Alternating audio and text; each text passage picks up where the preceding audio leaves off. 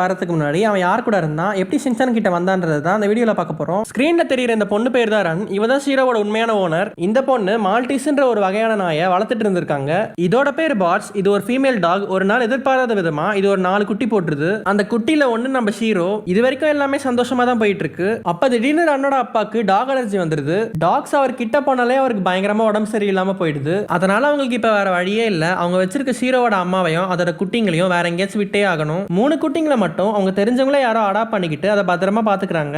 ஆனா ஷீரோவையும் அவங்க அம்மாவையும் மட்டும் யாரும் எடுத்துட்டு போகல. அதனால அவங்க 2 பேரையும் ப்ளூ கிராஸ் மாதிரியான பப்ளிக் ஹெல்த் சென்டர்ல விட்டுறலாம்னு பாக்குறாங்க. ஆனா இது ரன்னுக்கு சுத்தமா பிடிக்கல. அதனால அவ ஷீரோவை ஒரு அட்டைப்பெட்டிக்குள்ள போட்டு ரோட்டோரமா வச்சிடுறா. அப்பதான் நம்ம ஷின்சானும் அவனோட ஃப்ரெண்ட்ஸும் ஷீரோவை பாக்குறாங்க. ஷின்சானுக்கும் ஷீரோவை பிடிச்சு போய் அவன் வீட்டுக்கு எடுத்துட்டு போயிடுறான். இதை எல்லாத்தையும் ஓரமா நின்று ஒளிஞ்சு பார்த்துட்டு இருந்த ரன்னுக்கு இப்பதான் நிம்மதியா இருக்கு. ஏன்னா ஷீரோவுக்கும் ஒரு வீடு கிடைச்சிருச்சுல அதனால. ஆனா ஷீரோவோட அம்மாவை மட்டும் யாரும் எடுத்துக்காதனால அவங்கள மட்டும் பப்ளிக் ஹெல்த் சென்டர்ல விட்டுடுறாங்க. அதுக்கப்புறம் ரன்னோட அப்பாவுக்கு உடம்பு முழுசா குணமாயிடுது. அப்புறம் கொஞ்ச மாசம் கழிச்சு ரன் ஷீரோவை பார்க்க ஓடி வரா. ஷீரோ முன்னாடி பார்த்ததை விட இப்ப நல்லா வளர்ந்துட்டு இருக்கு. அதை பார்த்துட்டு அவ சந்தோஷமா வீட்டுக்கு போறா. உங்களுக்கு ஷின்சானை பிடிக்கும்னா இந்த வீடியோக்கு லைக் பண்ணிட்டு நம்ம சேனலுக்கு சப்ஸ்கிரைப் பண்ணிடுங்க.